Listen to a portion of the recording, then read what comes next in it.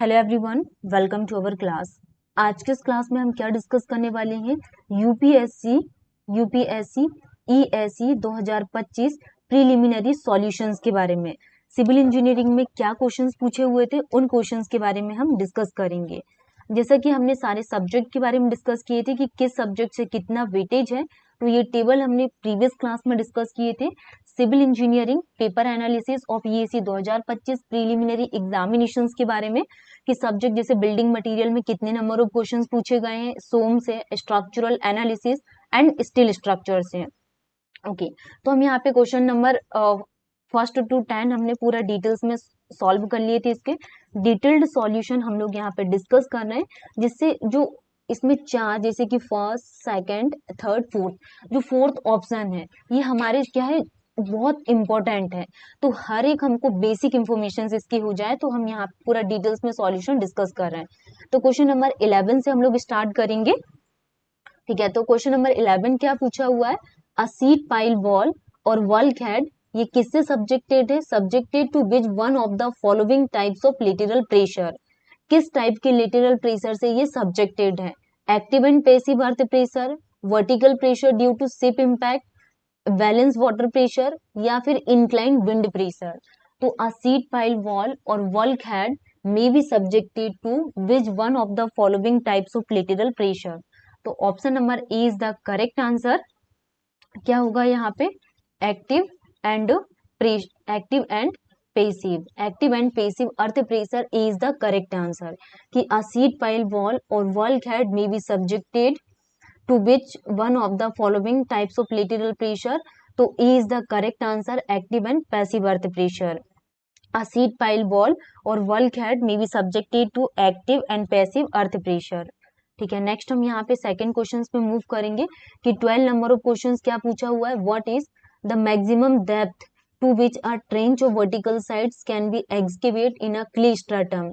सी कितना दिया हुआ है? 50 kilo newton per square metre. And unit weight कितना दिया हुआ है? 16 kilo newton per cubic metre. And beta कितना दिया हुआ है? 90 एंगल। एंड फाई कितना दिया हुआ है? 0 डिग्री। एंड एफ सी कितना है? 1। और एन इक्वल टू कितना आ जाएगा? 0.261। ठीक है, तो सी इक्वल टू कितना आ जाएगा यहाँ पे? 50 kilo newton per square metre. And unit weight equal to कितना आ जाएगा? 16 kilo newton per cubic metre. And beta equal to 90 degree. And phi equal to 0 degree. And F C equal to कितना आ जाएगा? 1। तो maximum depth of trench of vertical sides is given as.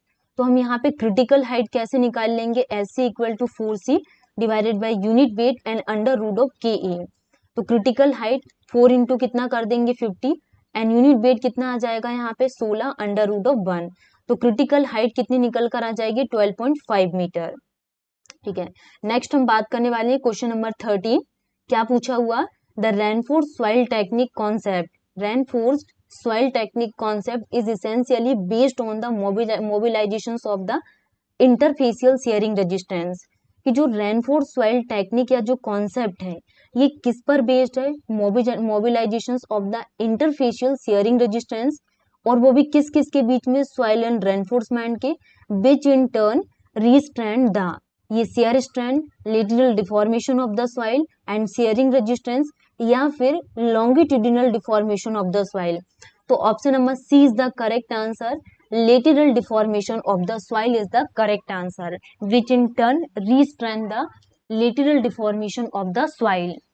The concept of reinforced soil relies on the interactions between the soil and reinforcement like geogrid, strip and mesh. When soil tends to deform laterally, especially under load, and the reinforcement resists movement through interfacial shearing resistance. The mobilized resistance help stabilize the soil mass by restraining lateral deformation, which is a key factor is improving the strength and stability of the structure. Example के लिए retaining wall embankment. तो lateral deformation of the soil, C is the correct answer. Question number अब हम यहाँ पे 14 में बात करेंगे कि which one of the following is an example of a reinforce earth wall. Reinforce earth wall का क्या एग्जाम्पल होगा? Which one of the following is an example of a reinforce earth wall? Facing panel with wire mesh reinforcement, hollow panel with tie back anchor, unanchored Gibeon wall and PFRC wall. तो which one of the following is an example of a reinforced earth wall? तो A is the correct answer कि facing panel with wire mesh reinforcement. Facing panel with wire mesh reinforcement. Reinforced earth wall, also known as mechanically stabilized earth wall. Mechanically stabilized earth wall are earth retaining structure that consist of backfill soil reinforcement element जैसे कि steel strips हो गया, geogrid and wire mesh. Facing में क्या आ जाएगा, precast concrete panel and wire mesh panel. These walls rely on reinforcement embedded in the soil to improve its stability, and the facing panel provides surface stability and aesthetics. Question number 15 हम बात करेंगे to keep the surveying instrument in fit condition. कि surveying instrument की क्या conditions है. To keep the surveying instrument in fit conditions, the instrument should be removed from and place quickly in the box. The tripod leg should be set too close to each other and should be planted firmly on the ground. When the magnet needle of the instrument is in use, it should be raised off the pivot.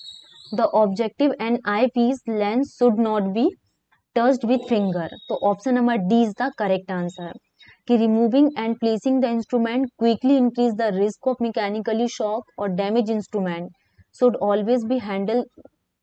ठीक है. Tripod leg का use क्यों किया जाता है, set too close will compromise stability. And magnetic needle का freely suspended to align with magnetic north and raising it off the pivot make it non functional during observations. And touching the objective और eyepiece line में with fingers can leave oil, dirt and scratch, impairing visibility and damaging optics. तो question number 16 में हम क्या बात करने वाले हैं कि which one of the following data is not required. One of the following data is not required for the design of a weir और a barrage. Data is not required for the design of a weir और a barrage. High flood level for the river at the weir side and maximum flood discharge for the river at the weir side and river cross section at the beer side and discharge of the river. तो correct answer क्या होगा, discharge of the river. D is the correct answer कि high flood level क्या पूछा हुआ है, high flood level मतलब कि HFL किसके लिए रिक्वायर्ड है, to determine the crest level and protection work. High flood level determine the क्या, crest level and protection work के लिए, प्रोटेक्शन वर्क. एंड मैक्सिमम, जो भी maximum flood discharge is absolutely essential for hydraulic design के लिए. Maximum flood discharge is absolutely essential for hydraulic design. And design किस किस पे डिपेंड्स करती है, विड्थ पे and cross section of the river. Question number 17 क्या पूछा हुआ था कि in case of design of a weir और बैराज, जैसे कि हम बियर और बैराज की अगर डिजाइन करती हैं by providing a higher efflux, the waterway and therefore length of the weir can be reduced, but it will result in increased cost of training work, reduced risk of failure by outflanking and reduced scour and reduced discharge intensity. तो क्या होगा यहाँ पे, in case of design of a beer or a barrage by providing a higher efflux, the waterway and the therefore. अगर हम यहाँ पे length के लिए बात करें, द लेंथ ऑफ बियर, इसको कैसे रिड्यूस कर सकते हैं, तो option number A is the correct answer, increase cost of training work. जैसे कि एफ्लक्स किसको रेफर्स करता है, rise in the water level और इंक्रीज इन द डिस्चार्ज. मतलब कि जो भी वाटर से डिस्चार्ज हो रहा है इसको क्या करेगा, increase and rise in the water level.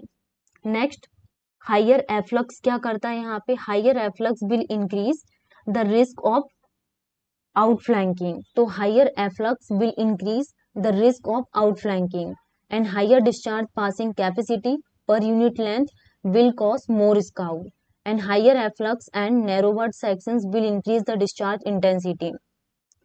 This increase in erosion and stability will cause increased cost of training work. ठीक है.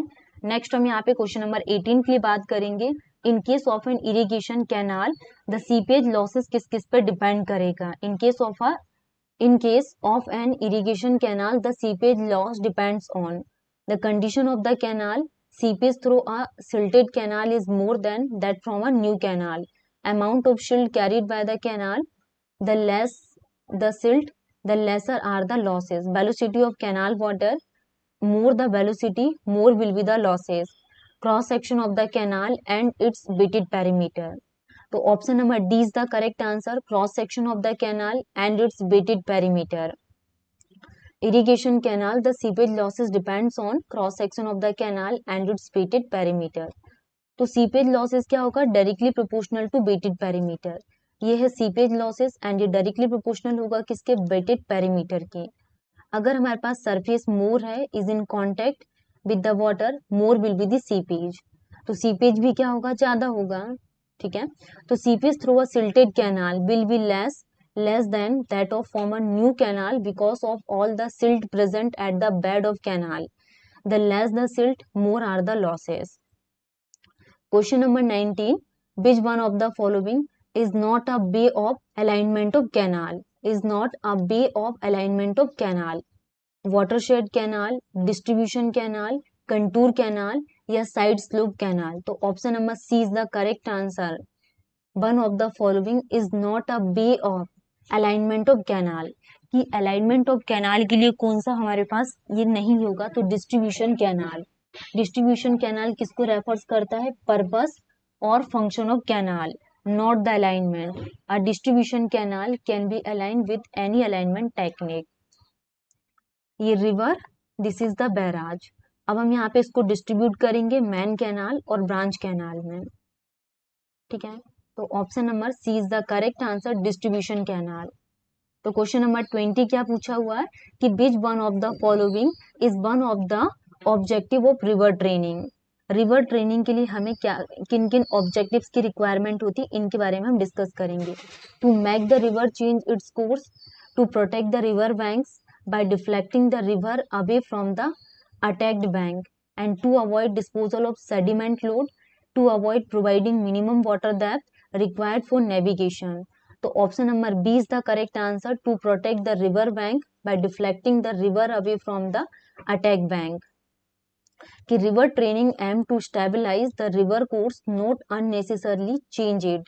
Technique like Groundy's spouts and revetment are used to protect the bank from erosions and guiding the flow away from vulnerable sections. And river training does not avoid disposal of sediment load and instead manages sediment depositions to maintain a stable canal.